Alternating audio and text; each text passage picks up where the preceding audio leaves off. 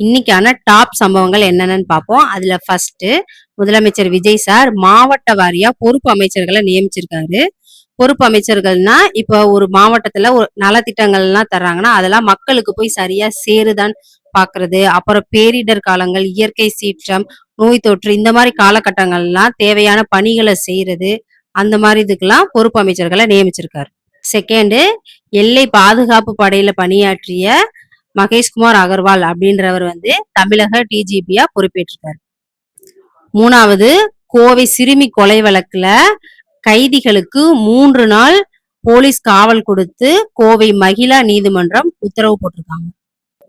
நாலாவது, தமிழ்நாட்டுல காலியா உள்ள ராஜ்யசபா எம்பி பதவிய காங்கிரஸ்க்கு ஒதுக்கினார் முதலமைச்சர் விஜய் சார். அஞ்சாவது, திருச்சி செவிலியர் உயிரிழப்புக்கு காரணம் தரமற்ற மருந்து தான் அப்படின்னு சொல்லி கண்டுபிடிச்சிருக்காங்க.